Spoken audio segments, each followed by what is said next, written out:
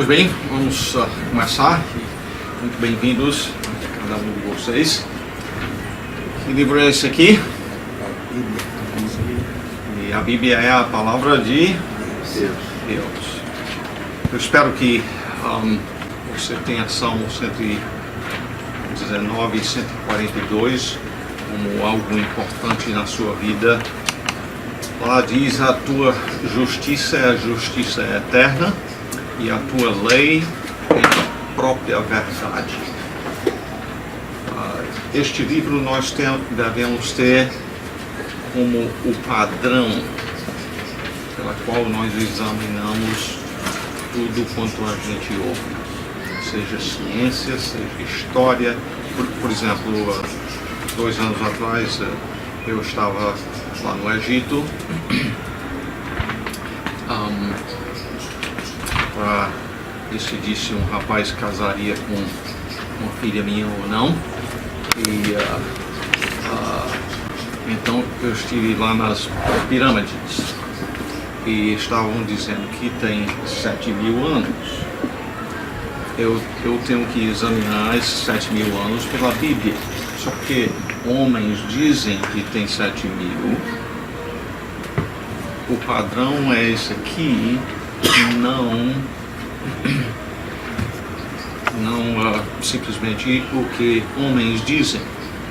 Homens podem acrescentar, a dizer nós somos os mais antigos e assim por diante.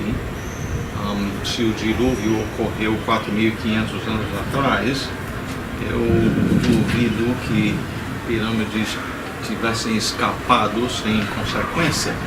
Tá? Então, eu estou falando de aprendermos a avaliar, seja psicologia, ciência, história, e quanto mais, da mesma forma, a fé e quem é Deus, nós precisamos basear por este livro aqui. Agora, por meio de introdução, eu pergunto, você tem uma posição de autoridade, por exemplo, no governo, ou uma posição de autoridade quanto ao trabalho, marido, o pai? Isso aí seria alguns exemplos de posição de autoridade. Tem outros de vocês que eu creio que ainda estão pensando em casar um dia, esperam um dia ter uma esposa e filhos, então seria pensando em futuramente ocupar um lugar de autoridade. Se qualquer destas coisas encaixa com a sua vida, então este estudo da origem da liderança é importante para você.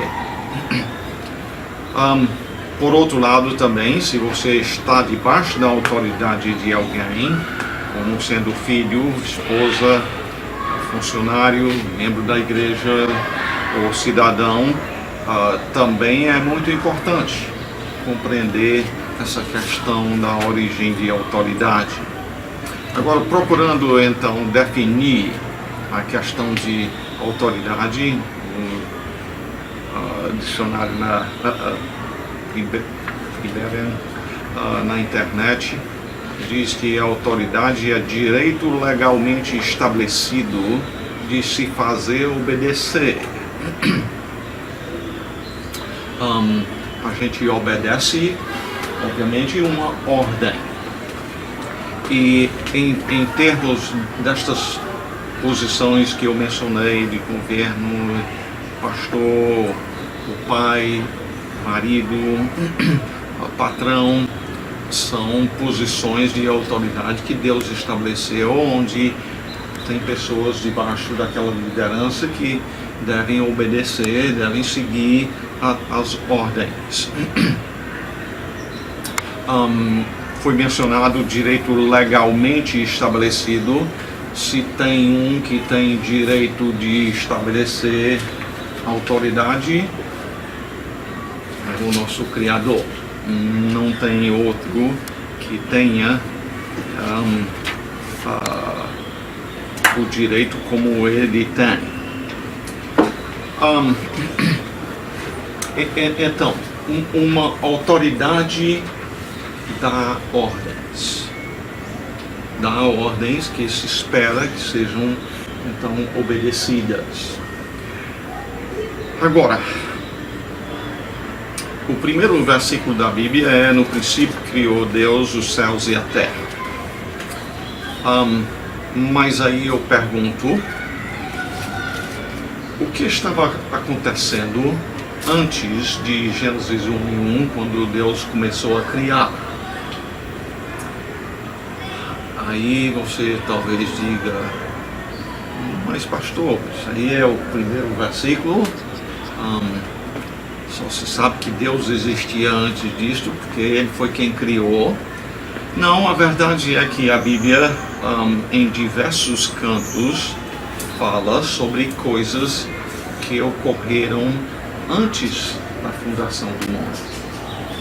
E você pode ver, acompanhando aí, na sua apostila, alguns lugares onde a Bíblia fala sobre isso. Por exemplo, em Gálatas capítulo 4, e é bom que vocês acompanhem nas suas Bíblias. Hoje em dia, carregar a Bíblia mais fácil no celular, né? E mais um bocado de outros livros. Em Gálatas 4 e 5 diz: vindo, porém, a plenitude do tempo, Deus enviou o seu Filho, nascido de mulher, nascido sob a lei, para resgatar os que estavam sob a lei, a fim de que recebêssemos a adoção de filhos. Paulo está dizendo aí que no tempo planejado por Deus, Ele mandou o seu Filho Jesus Cristo aqui a este mundo para resgatar pecadores. E cabe-nos então a perguntar: quando foi planejado esse tempo? Quando foi que Deus planejou enviar o seu Filho? 1 Pedro, capítulo 1, versículos 18 a 20, falam sobre isto também. Aqui diz: sabendo que não foi mediante coisas corruptíveis, como prata ou ouro, que aliás a gente não costuma pensar em ouro ser corruptível. Essa aliança está aqui no meu dedo já há 42 anos. Não está dando aparência de corrupção, não.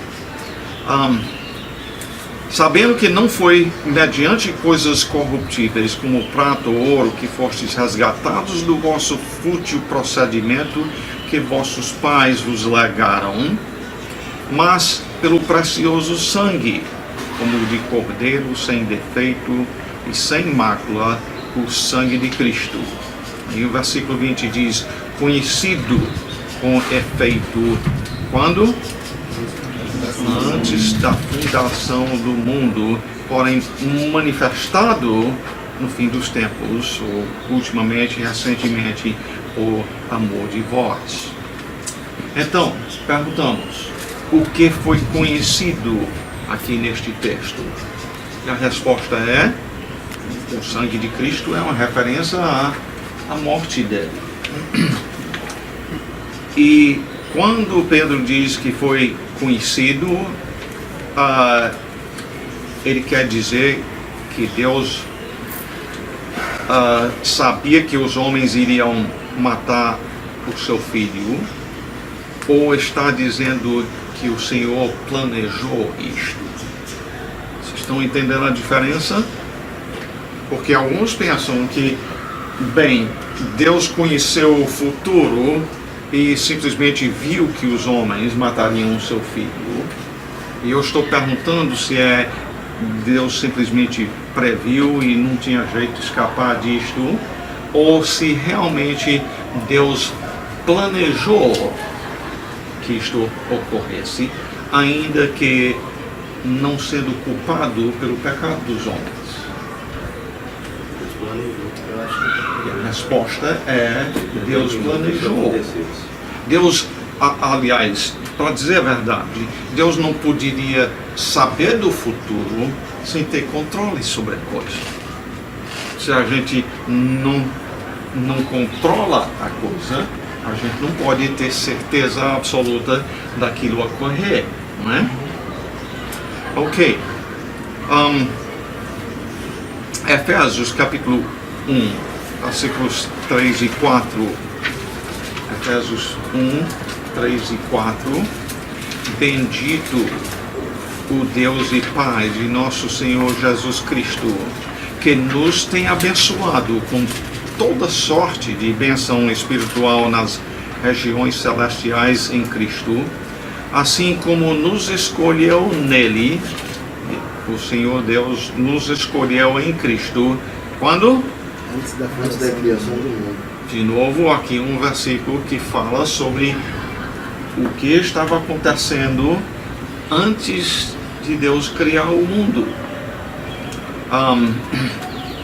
Ele continua dizendo: para sermos santos e irrepreensíveis perante Ele. Então, foi você que fez essa escolha antes da fundação do mundo? Pois bem, é importante pensar nisso. Mas não estávamos lá, então essa escolha não foi feita por nós, foi feita por Deus.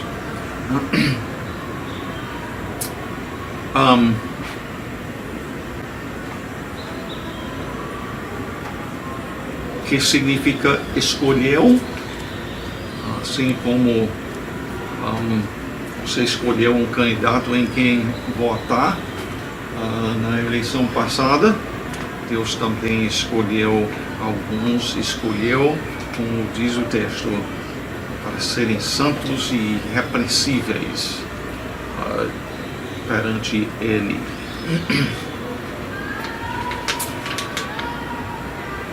Então, até aqui, aliás, por questão de tempo, eu não vou ler, mas você poderia encontrar vários outros textos que afirmam isto também. Romanos 5 e 6, 2 Timóteo 1 e 9, Apocalipse 13 e 8 também falam sobre esta, essencialmente só acrescentando talvez alguns detalhes quanto ao que Deus estava fazendo antes de Gênesis 1 e 1. Então, em Gênesis 1 nós encontramos a criação, e na história da criação nós encontramos então no versículo 26 a criação do homem.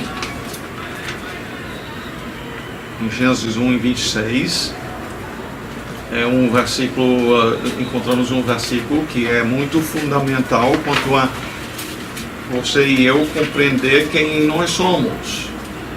Deus nos criou, disse Deus: façamos o homem à nossa imagem, conforme a nossa semelhança.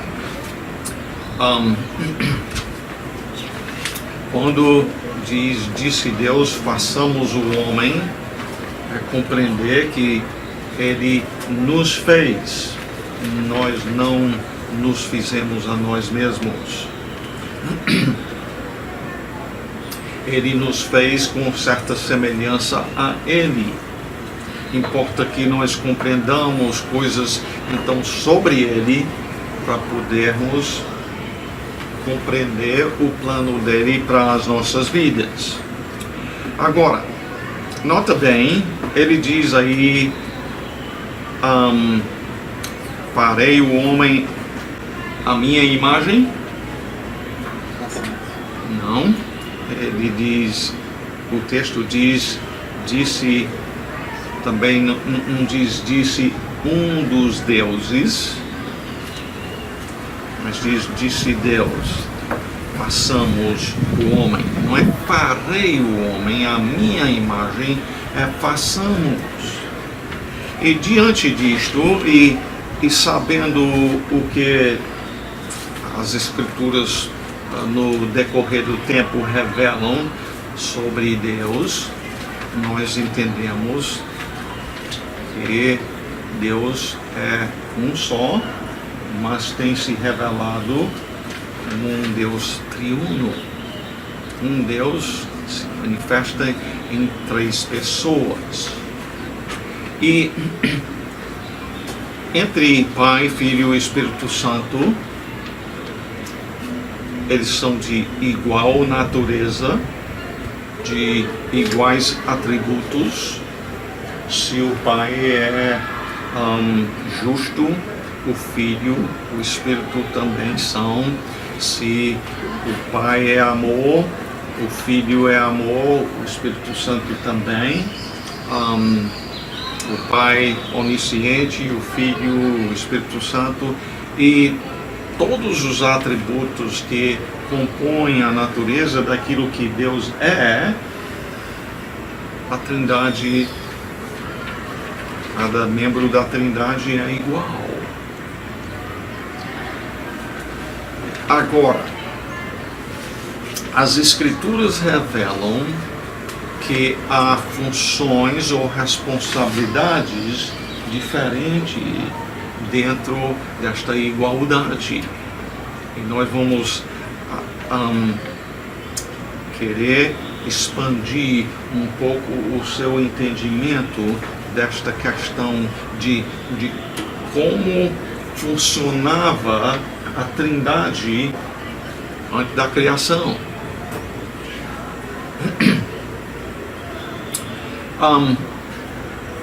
Então, eu faço logo uma pergunta aqui. Estas palavras ditas, também disse Deus, façamos o homem à nossa imagem, são ditas pelo Pai, pelo Filho ou pelo Espírito Santo?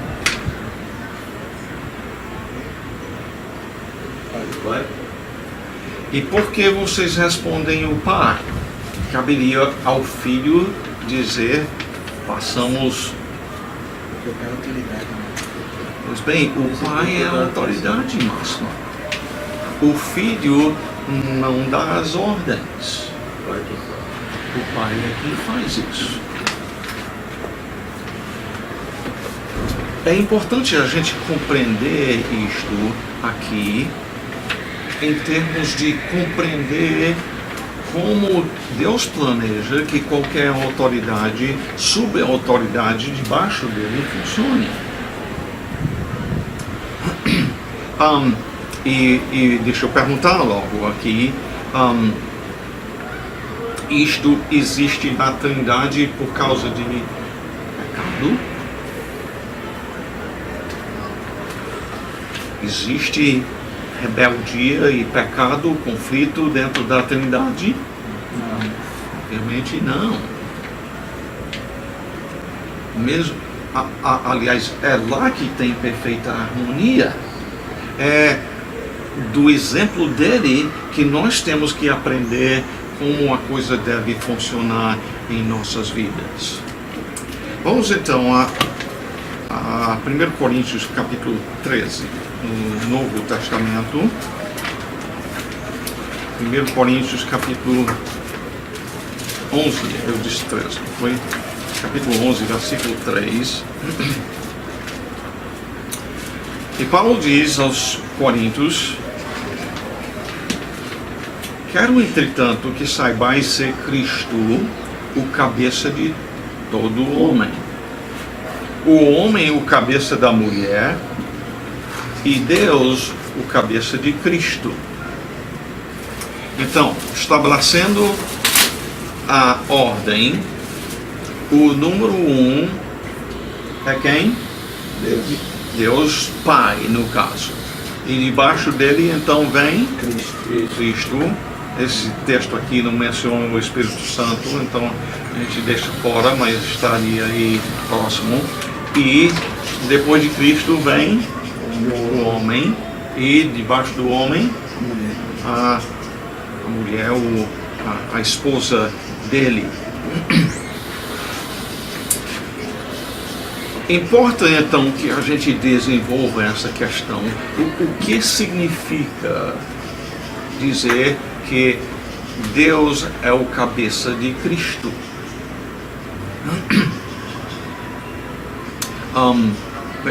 Importa que a gente compreenda isso para podermos compreender o que significa ser uma autoridade.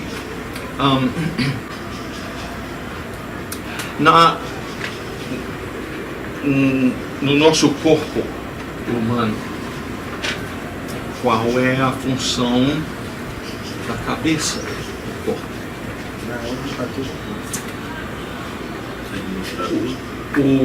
A cabeça recebe informação e gerencia ou então dá as ordens para o corpo funcionar direito no seu trabalho, aquilo que deve fazer. Aliás, deixa eu só mencionar aí que 5 anos atrás um filho nosso levou uma pancada no olho esquerdo num acidente automobilístico em cima do gelo lá nos Estados Unidos, e foi encontrado essencialmente morto por muitos dias. Ele não movimentava nenhum membro do corpo, a respiração era pela máquina, tudo controlado por isto. Depois de vários dias, não lembro quantos dias, me dê a sua mão aí, tá bom? Preste atenção aqui no meu dedo. Depois de talvez mais de uma semana, eu vi o dedo dele movimentar mais ou menos isto. Foi o primeiro movimento de qualquer membro do corpo que eu vi depois do acidente. O que aconteceu? No acidente, a cabeça deixou de controlar o corpo. Houve separação das conexões entre os dois lados do cérebro. Muito sério. 8, 9 semanas em coma.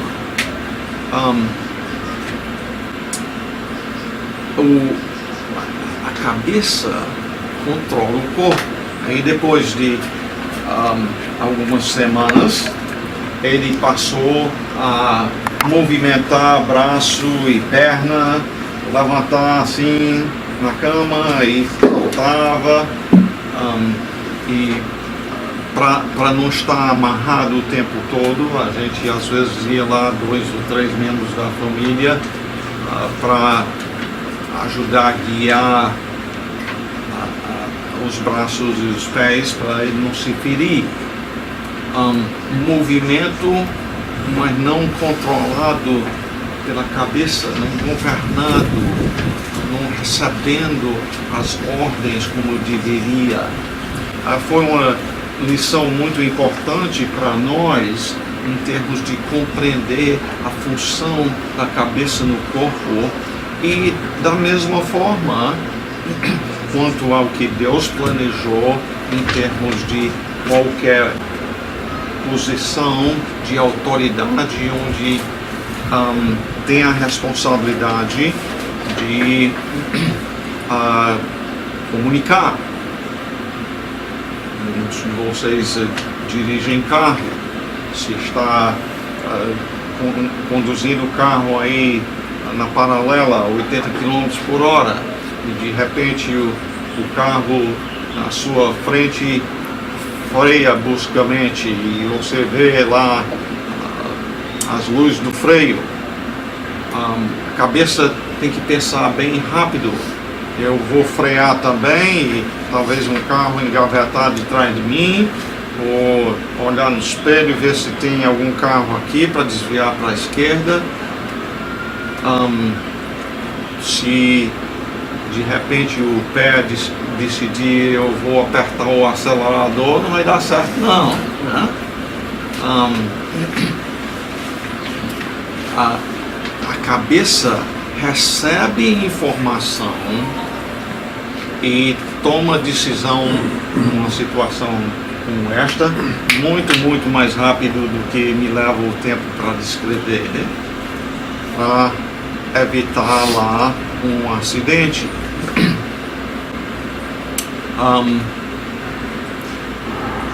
Semelhantemente, então, quando se fala de Deus é o cabeça de Cristo, nós estamos falando em o Pai ser a autoridade.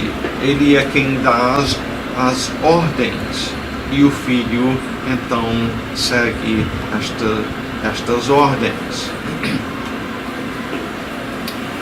No caso desta lista, então só tem um que não responde a ninguém. Só tem um que não recebe ordens de outro, que no caso é Deus Pai.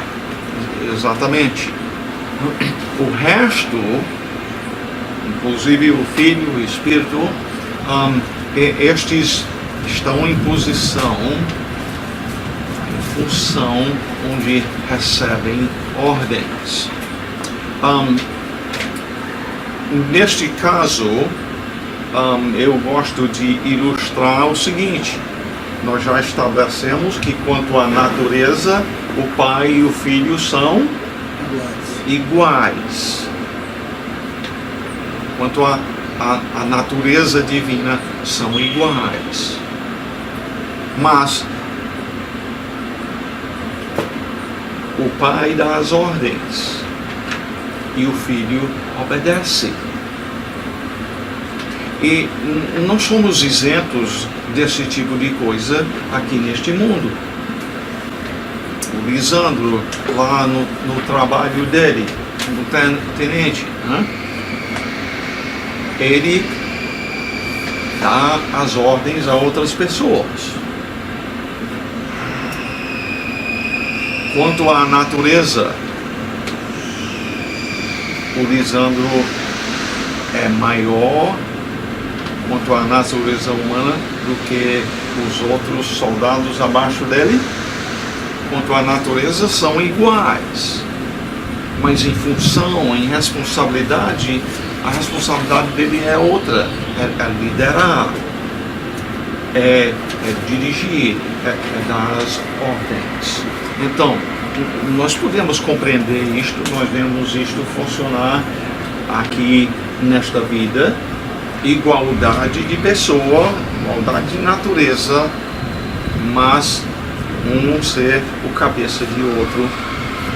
Realmente a origem disto está na Trindade. Sempre funcionou assim na pessoa de Deus. Agora, continuando então, vamos ver alguns versículos no Novo Testamento que falam quanto a esta questão, e especialmente o Evangelho de João trata disto. Em João capítulo 4, versículo 34, nós encontramos isto pela primeira vez. Jesus, em João 4 é a história de Jesus e a mulher samaritana, e Jesus, em João 4, falando com seus discípulos, disse-lhe Jesus: a minha comida consiste em fazer a vontade daquele que me enviou e realizar a sua obra. Jesus então aqui fala daquele que me enviou. Quem foi que enviou Jesus? O Pai enviou.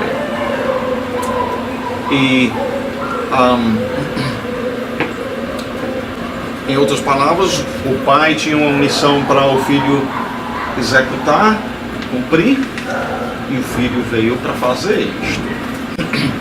Jesus sabia qual era a vontade do seu pai e ele veio fazer isto. Ele até comunica que a minha comida, aquilo que me alimenta, é fazer aquilo que o pai queria que eu fizesse. Em João capítulo 5, nós vemos isto repetidas vezes.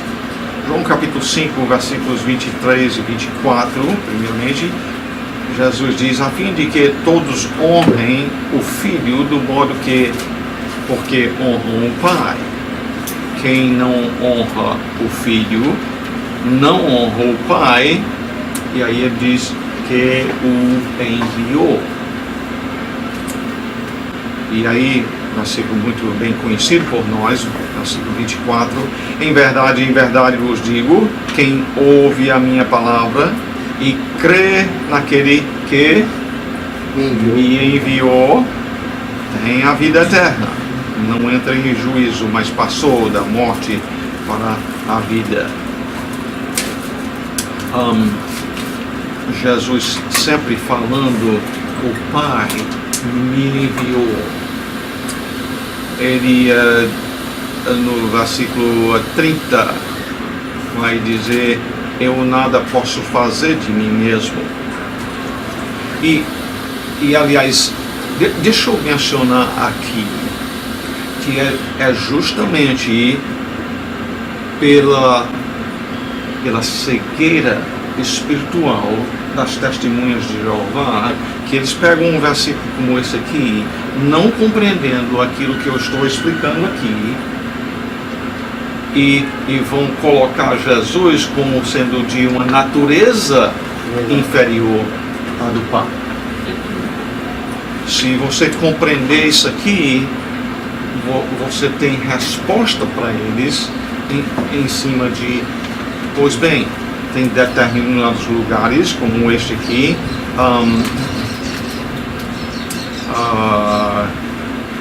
cadê aqui? Eu nada posso fazer de mim mesmo. Parece, como eles vão alegar, né, que Jesus é de uma natureza muito inferior ao Pai.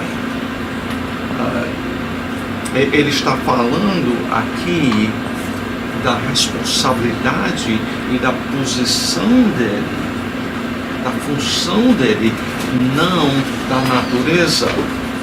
Eu nada posso fazer de mim mesmo, na forma porque eu ouço o jugo. O meu juízo é justo, porque não procuro a minha própria vontade, e sim a daquele que me enviou. De novo falando de que o Pai o enviou. Cabe-nos aqui a perguntar então, Jesus tem uma vontade? Ele diz, não procuro a minha própria vontade. Mas ele tem a vontade dele. Tem porque obviamente ele orou, né, para ver se era possível passar o cálice. Pois bem. Mas ele disse, né, a ti não é possível, faça de mim esse cálice, mas não faça de minha vontade, faça a sua. Se ele diz, esse aí é outro exemplo, mas se ele diz aqui, não procuro a minha própria vontade, ele já está dizendo que tem. Né? Ele tem uma vontade. Se tem então alguma pergunta de autoridade e submissão, e temos procurado estabelecer aqui quanto à pessoa de Deus, então vamos lá com isso. Pastor, onde eu vejo o Espírito Santo obedecendo a Albert aqui, onde eu vejo o Espírito Santo recebendo ordem e obedecendo? Ok, a questão aqui é quanto ao Espírito Santo e ele obedecendo. E é importante a gente compreender aqui esta coisa. Quando você vê um filme da morte de Cristo, o filme pode, até certa medida, retratar o sofrimento dele, o físico. Mas um filme não pode retratar essa parte aqui. Porque aqui estamos tratando de um relacionamento onde Cristo nunca tinha conhecido um segundo de separação entre ele e o Pai. E aqui, enquanto levava sobre si o nosso pecado, ele aqui então está nessa situação onde leva sobre si mesmo a justa ira de Deus que os nossos pecados merecem.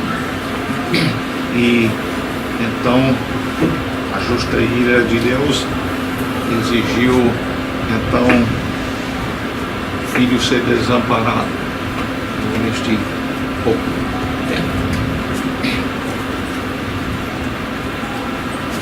Mais alguma pergunta? Pastor, em relação à submissão, as mulheres casadas devem ser submissas aos seus esposos, né? E as mulheres que nunca vão casar, por exemplo, não devem submissão a ninguém, como é que fica em relação ao homem em si? Porque hoje em dia, antigamente tinha um respeito natural da mulher por um homem, até de respeito na maneira de falar e de tudo. Hoje se perdeu isso. Isso é bíblico ter isso? Assim, não submissão, isso indireta, mas entendendo o homem como um papel de autoridade mesmo, constituído por Deus. Como é que fica essa relação? Se ela não for casada, ela não deve submissão a ninguém? Ou não. Em 1 Coríntios 11:3, lá não está dizendo que toda mulher deve ser submissa a todo homem.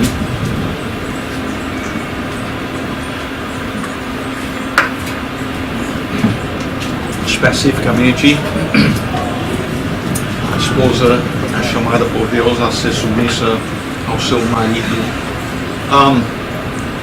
Mas uma das coisas que muitas vezes tem sido perdido nos nossos dias é, por exemplo, uma filha. Chegou a hora de pensar em se casar. Ela simplesmente, em termos do plano de Deus, simplesmente vai dizer: eu sou dono da minha vida, eu faço o que eu quiser.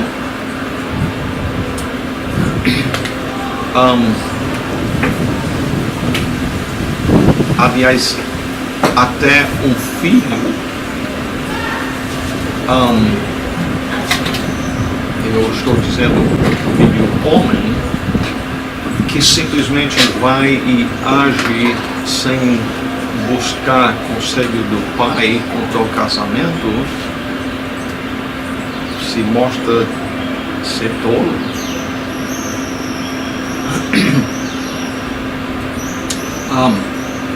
Casamento planejado por Deus para ser para a vida inteira, até que a morte separe, um morrendo. Então Deus não planejou que a gente vivesse simplesmente aí sem autoridade sobre nós. E especialmente a filha, se a gente olhar na Bíblia, a gente encontra especialmente uma responsabilidade do pai para com ela. Foi diante disto que a minha filha Sula, ela, quando completou os 15 anos, leu uma carta para mim no culto público e eu não sabia nem que ela ia fazer isso. Então ela não escreveu a carta por eu dizer você deve fazer isso. Ela escreveu uma carta dizendo: papai, eu te dou o meu coração, você cuidar do meu coração até que você me entregue ao meu marido. E mesmo quando o Newton veio para a nossa casa, um ano e 3 ou 4 meses atrás, aqui em Salvador, ela confessa que não sentia nada por ele nesse tempo, sabendo que o rapaz veio para pedir ela em casamento. Ela não soltou o seu coração para amar esse rapaz até que tivesse a minha avaliação. Quero que vocês compreendam que a Bíblia fala que, por exemplo, 1 Coríntios capítulo 7:39 fala que a viúva está livre para casar com quem quiser. Isto envolve a sua vontade, mas somente no Senhor. Esse não é o único limite que a Bíblia impõe quanto a com quem casar, mas no final de contas eu tinha que dizer para ela: Messer, você vai se casar e eu não quero simplesmente impor, você tem que casar com esse rapaz. Eu estou aqui como pai para ajudar você a avaliar. Eu quero, você quer um homem temente a Deus, um homem que vai te santificar, sendo cabeça, instruindo você dos caminhos do Senhor. Eu quero encontrar um homem e você quer esse tipo de homem também. Mas no final de contas tem que ser do seu querer também. E então, quando eu dei o meu aval, ela entrou neste relacionamento já basicamente certa que iria casar-se com ele.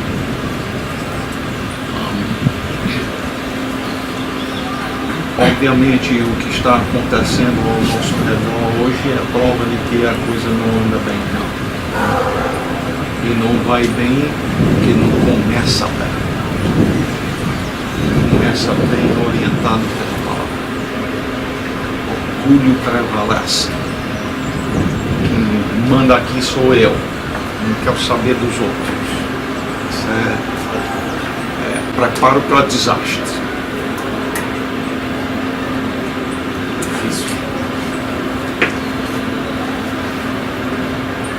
Mais alguém? Eu tenho uma pergunta, pastor. Pois não. Você falou muito sobre relacionamento conjugal. Eu percebo que a questão do jogo desigual para um relacionamento dar certo não se refere só à questão religiosa, só um cristão se relacionar com uma pessoa que não é cristã, né? Ele deve se relacionar com uma pessoa cristã.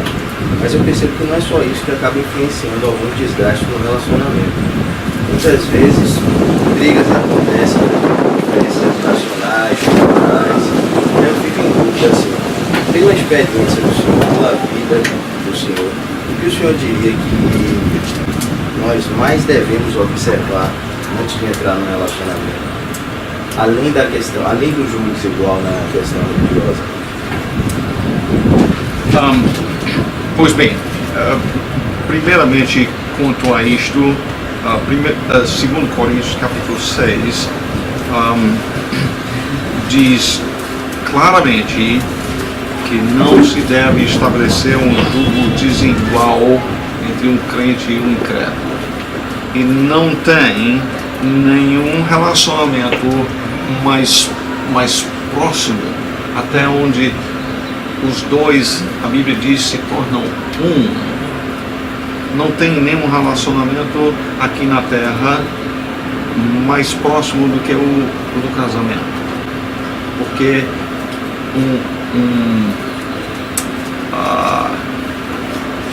uma sociedade econômica não tem que ser até que a morte separe. Mas no plano de Deus o casamento é. Então,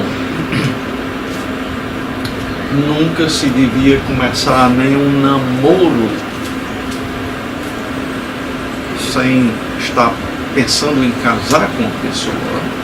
E se não deveria começar um namoro sem estar planejando. Eu de fato disse aos meus filhos, eu dito ao meu neto, não comece um namoro se não acredita que estarás preparado para se casar dentro de 2 anos.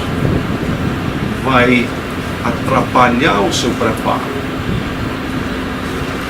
Não pode estar bem preparado se simplesmente prolonga a coisa por muito tempo, desperdiça muito tempo, e além de desperdiçar muito tempo, entrar em muita tentação. Mas digamos que não casou com um incrédulo, os dois eram incrédulos quando casaram. A Bíblia fala também quanto a esta situação. E no caso de um homem regenerado, salvo em Cristo, casado com uma que não é, Deus diz no 1 Coríntios 7, não separe, né? Ame ela,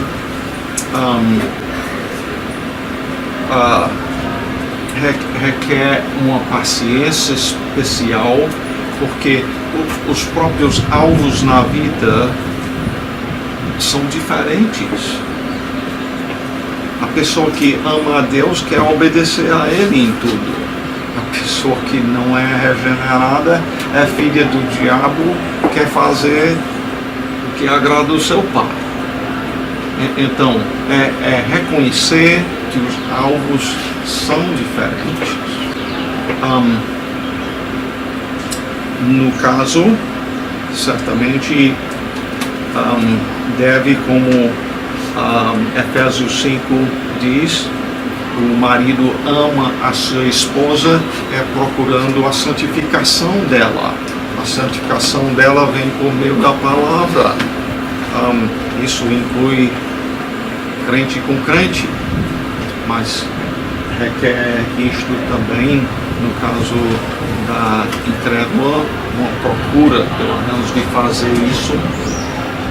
Agora, o amor é paciente, né? Não é uma coisa que a gente vem, seja, realmente não é só crente, homem crente casado com uma mulher incrédula, o marido crente, a esposa crente, o amor é paciente também, né? A gente lidera, mas lidera com paciência. Muitas vezes leva tempo para as mudanças necessárias ocorrerem. Mas não deve deixar de instruí-la e fazê-la compreender existe um Deus que criou a mim, criou a você.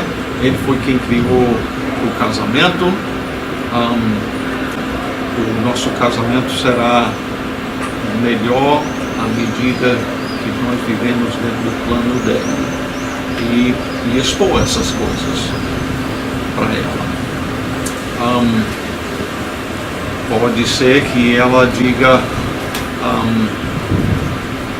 eu não casei com você desse jeito, como às vezes tem ocorrido.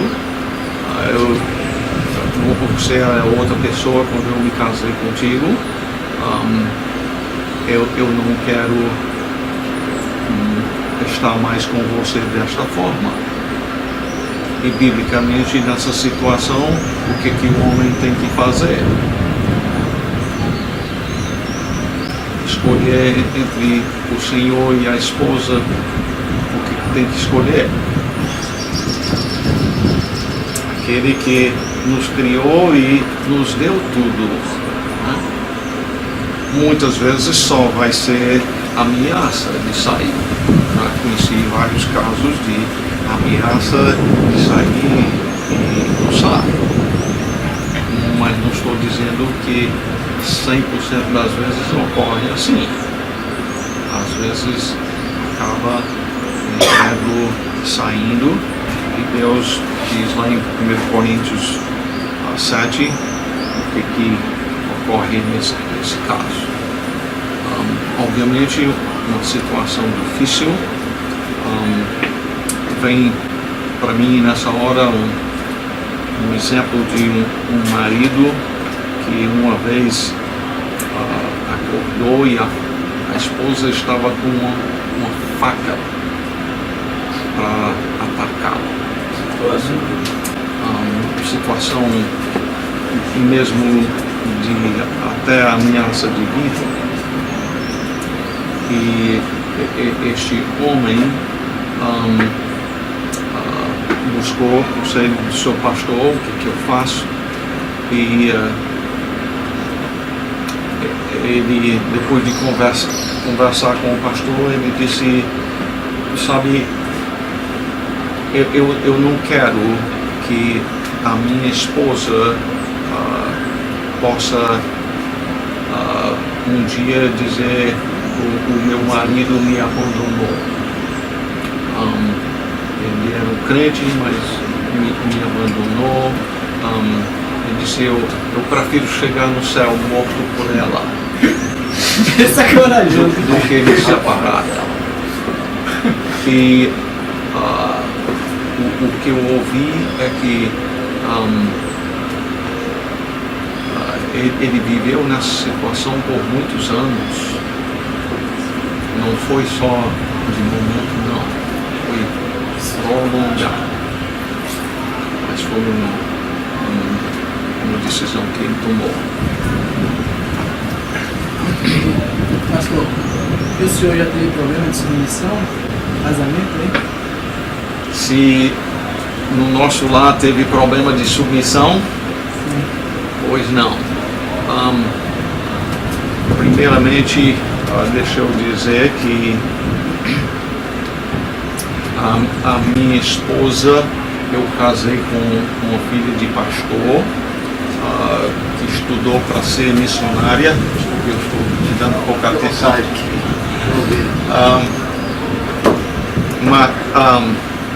E eu nunca teria casado com ela se não acreditasse que ela era uma serva do Senhor.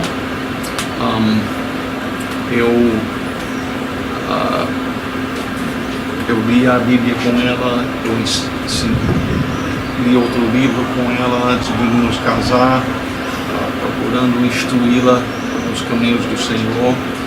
Mas na verdade a minha esposa não acredita que ela realmente foi salva pelo Senhor até talvez uns 17, 18 anos depois de nós casarmos, servindo a Deus como missionários aqui no Ceará.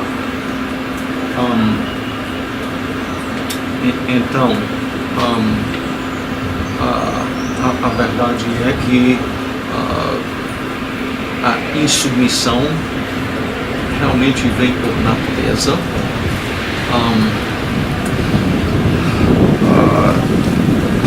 Gênesis 3:16, a maldição que Deus colocou sobre a mulher, quando Eva, nossa mãe, quando Deus disse a ela, multiplicarei sobre modo os sofrimentos da tua gravidez, em meio de dores darás à luz filhos, o teu desejo será para o teu marido. No contexto, juntando o que diz no capítulo 4, quanto a desejo, Eu entendo que este desejo de Gênesis 3 e 16 é o desejo da mulher de mandar em casa. E que Deus tomou a nossa mãe Eva, que foi criada depois de Adão, para ser sua auxiliadora.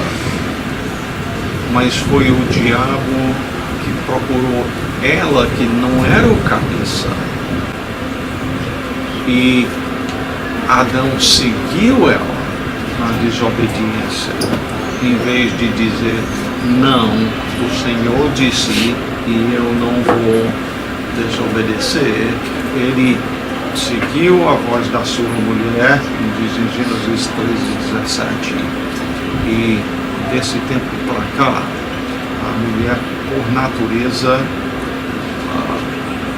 não quer ser submissa. Mas em Cristo, e sendo instruído a palavra do Senhor, pode com paciência vir a ser diferente. Você é cristão?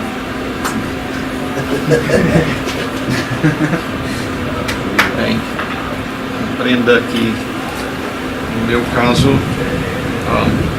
e eu acho que eu nunca disse a ela durante aquele tempo, eu não creio que você seja uma salva, mas que eu pensei várias vezes, eu não estou vendo a vida e o céu do Senhor com minha esposa.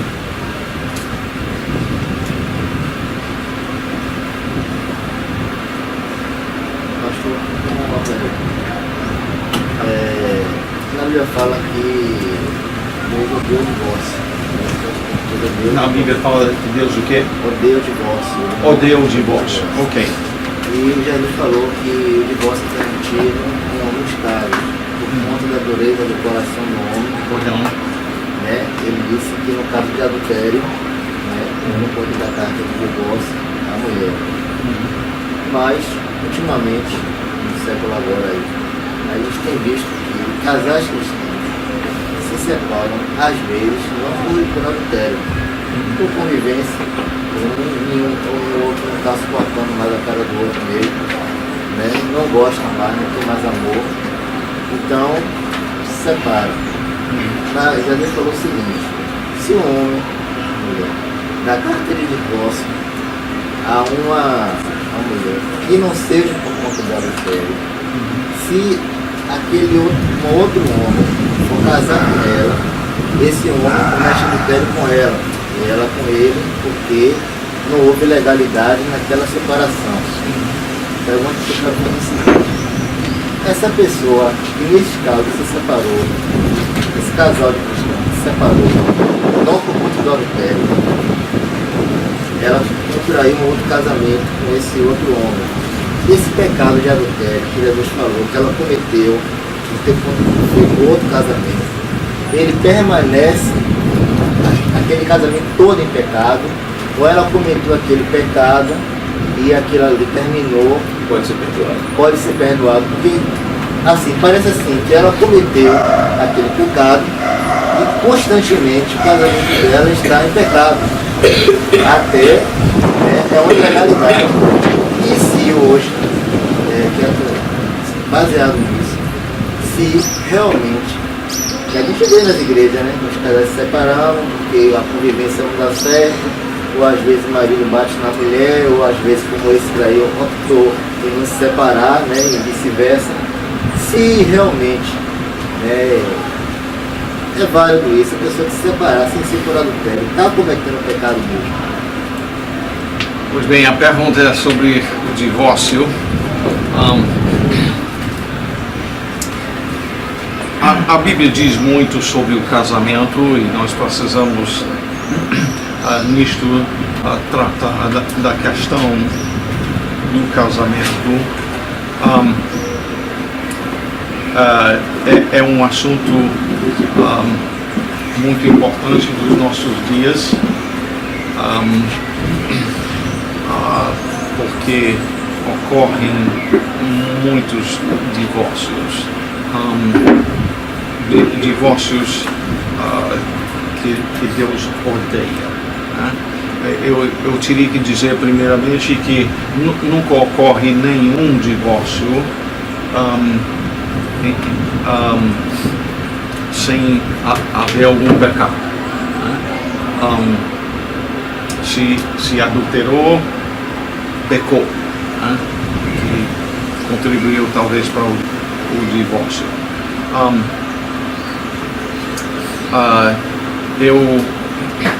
Eu temo falar sobre esse assunto no sentido de que é temeroso falar e não falar o suficiente. Mas deixa eu dizer o seguinte, que eu não quero ignorar a pergunta. Casamento envolve a vontade de duas pessoas, né? Teve moças que eu pensei na possibilidade de casar com elas que não me quiseram. E não houve casamento. Então, primeiramente, casamento então envolve a vontade de duas pessoas. Se não, havendo a união sexual contra a vontade de um, é estupro, né? Não é casamento. Então, é importante estabelecer isto. Agora, depois de ser a vontade das duas pessoas, a dificuldade é que, mesmo sendo pessoas regeneradas em Cristo, às vezes porque não aprendeu ou não aplicou como resolver conflitos, uma pessoa chega a dizer: não aguento mais, eu vou sair.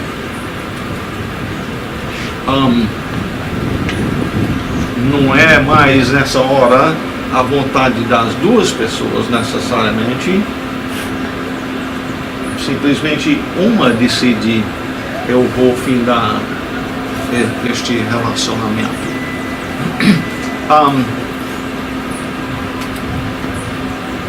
Deixa eu então passar para dizer o seguinte.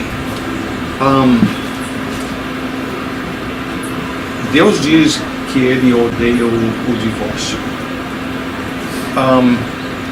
Quanto ao que eu entendo em relação a Mateus capítulo 19, onde especificamente homens perguntaram a Jesus quanto ao divórcio, ele imediatamente vai para a criação e conversa logo sobre o início da questão, e conclui dizendo: portanto, o que Deus ajuntou, não o separe o homem. É a conclusão dele.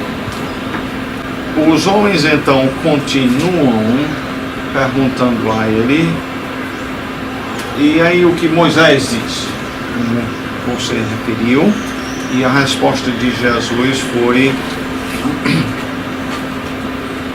por causa da dureza do vosso coração é que Moisés vos permitiu repudiar a vossa mulher. Entretanto, voltando para o começo, não foi assim desde o princípio.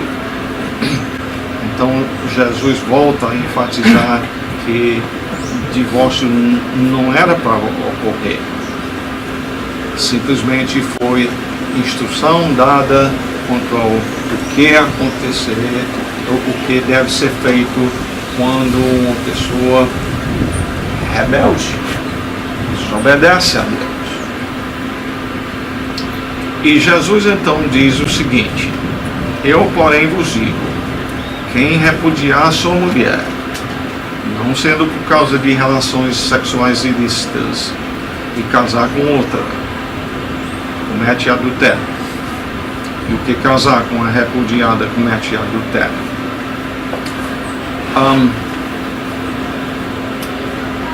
Quanto a estas palavras de Jesus, obviamente os discípulos compreenderam isto como sendo muito sério.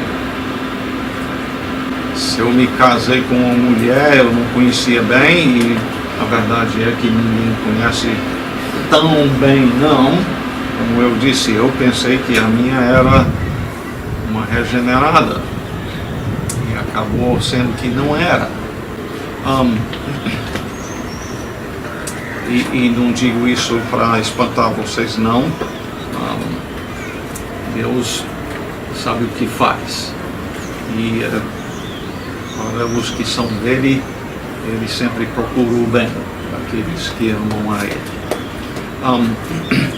Mas, voltando então a este versículo para analisá-lo. Quem repudiar sua mulher, então vem essa frase, não sendo por causa de relações sexuais ilícitas. Nós poderíamos tirar esta frase e simplesmente diria: quem repudiar sua mulher e casar com outra comete adultério. Mas aí nós teríamos que perguntar, primeiramente, essa frase não sendo por causa de relações sexuais ilícitas faz parte dos textos originais. A gente tem que começar por aí. E nesse caso não é duvidoso essa parte. Tem partes onde tem uma questão onde talvez não estava no original, porque tem alguns manuscritos lá velho, bem perto do começo, que não tem certa parte ou acrescenta outra. Essa parte aqui não é uma frase duvidosa, esse não sendo por causa de relações sexuais ilícitas. E se a gente então inverter a coisa e disser: quem repudiar sua mulher sendo por causa de relações sexuais ilícitas, tirando o não, está compreendendo o que eu estou dizendo? Aí ele vai continuar dizendo: e casar com outra comete adultério. Está vendo? Se ele incluiu essa frase, não sendo por causa de relações sexuais ilícitas, não faria nenhum sentido incluir essa frase se aplica para todos.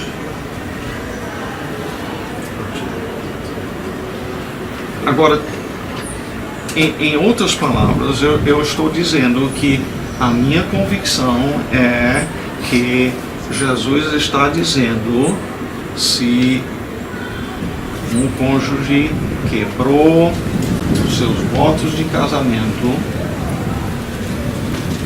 sendo que teve relações sexuais ilícitas, neste caso, pode divorciar e casar-se novamente. Agora, não parei aí ainda não, ok?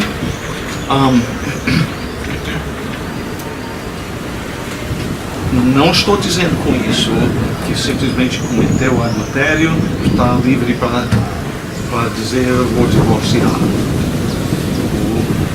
Diversos outros textos bíblicos certamente indicam que deve haver ainda assim uma procura de reconciliação. Eu disse a minha esposa, não sei se foi depois de casar, e estávamos tendo bastante conflito.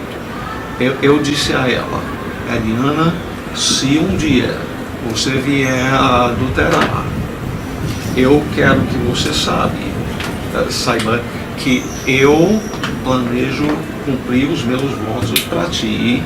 Eu quero que você saiba que eu estou pronto a te receber, ainda que você venha a adulterar. Eu quero cumprir os meus votos. Eu disse isso a ela, para dar uma segurança para ela, que o meu compromisso com ela é sério. Agora, eu disse que tinha mais a dizer quanto a isso. E eu entendo que muitas vezes a igreja tem sido negligente em termos de quando dois estão ameaçando separar ou separam, que muitas vezes a igreja deixa de agir em termos de julgar de quem é a responsabilidade pelo divórcio. Entenda que eu, tratando de um caso assim, eu não vou simplesmente supor que um lado é inocente. É perigoso a gente fazer isso. Se, por exemplo, uma esposa negou sexo ao marido, e aí ele vai e adultera, ela não é inocente, não. Ele não é inocente de ter adulterado, mesmo que a esposa negue a ele. Não estou dizendo que ele é inocente assim, mas isso cai em cima de 1 Coríntios 7 e 5, onde diz: não vos priveis um ao outro, para que Satanás não vos tente. Então, temos que ter cuidado aí quanto a dizer uma certa pessoa é inocente, quando talvez fez alguma coisa muito sério que contribuiu para aquele adultério. Não estou dizendo que isto seria o único meio de fazer isso. Isto, de novo, não desculpa o pecado de quem adulterou, mas com certeza contribui.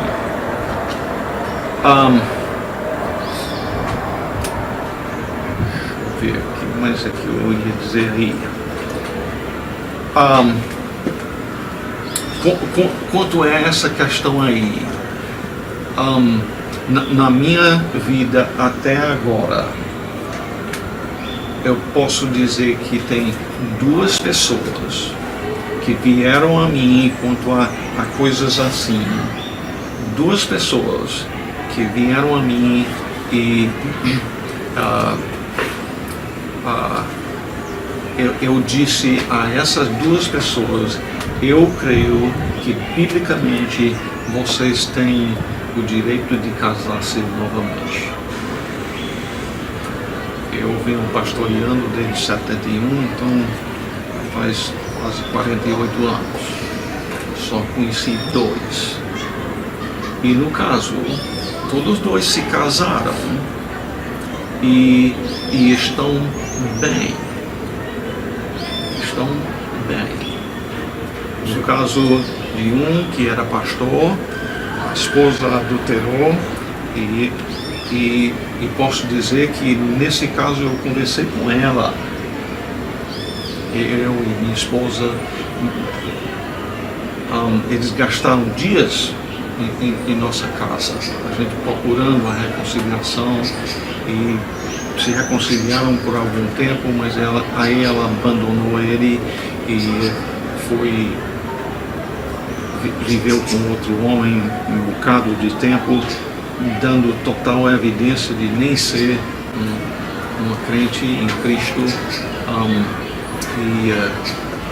Depois de alguns anos, ele então casou com outra.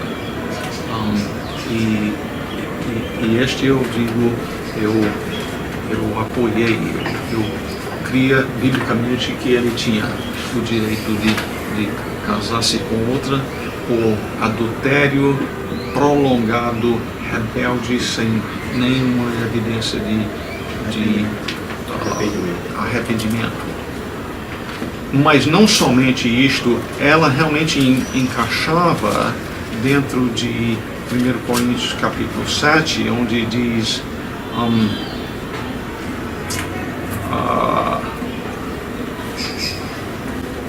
no versículo 12: aos mais digo eu, não o Senhor, se algum irmão tem mulher incrédula e esta consente em morar com ele, não a abandone.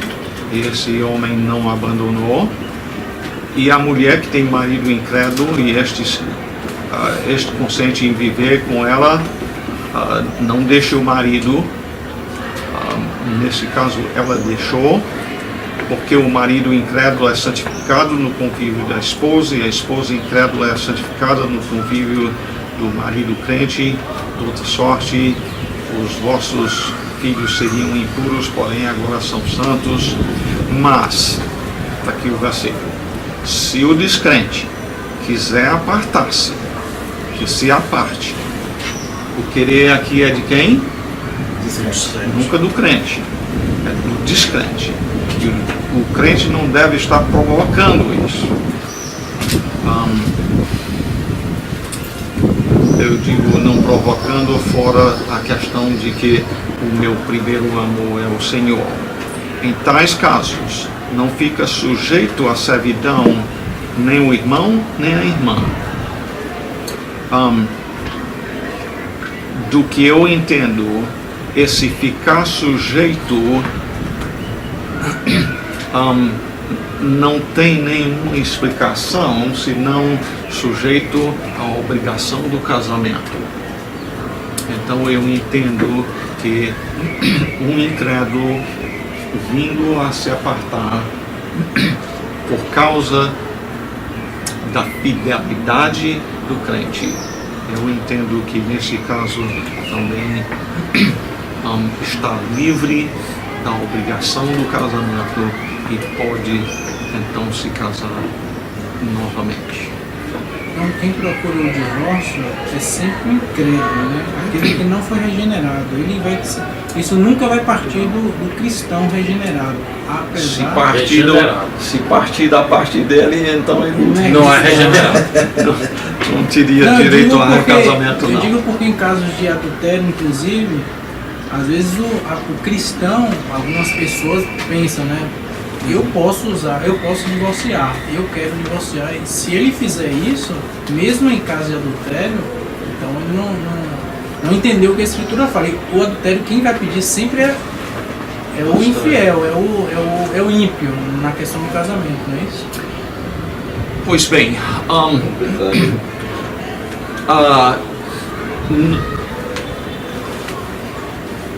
eu diria o seguinte, Lisandro. Se, por exemplo, nesse primeiro caso, eu acho que a esposa deste pastor nem foi e casou com esse outro homem, não. Ela simplesmente passou a viver, morar juntos por um tempo prolongado. Ela deu assim evidência de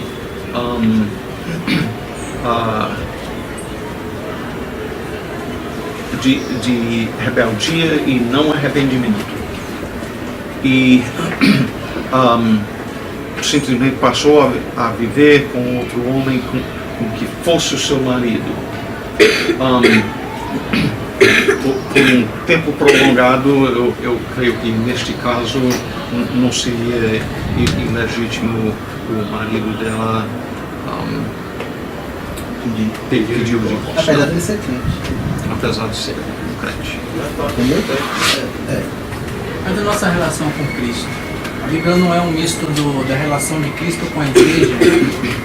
Nós traímos Cristo todos os dias, com os nossos pecados, todos os dias.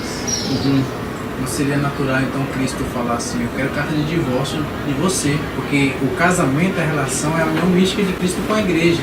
Cristo poderia fazer isso conosco. Eu acredito na questão do divórcio como antigamente, mas hoje, com o advento do Espírito Santo, existe o perdão nesse caso, uma vez que nós fazemos isso com Cristo através dos pecados e Ele nos perdoa todos os dias, diariamente. Muito bem, Lisandro. Eu gosto muito bem do seu zelo nesta comparação. Obviamente, eu creio na perseverança dos santos, como fui falando esta noite. A obra de Cristo em salvar um ser humano é permanente. No caso dele, ele sabe com quem se casou, diferente de nós que pouco conhecemos.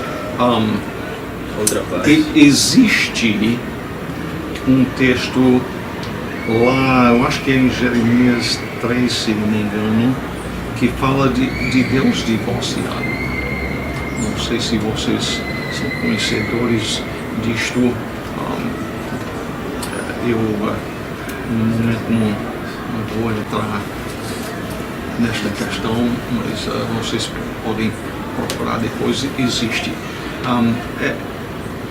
É por isso que eu disse, eu receava um pouco entrar no assunto, porque na verdade tem muito que as escrituras dizem quanto ao casamento. O casamento é para ser uma ilustração do relacionamento entre Cristo e a igreja, como visando o bem, e eu acho que muita gente não pensa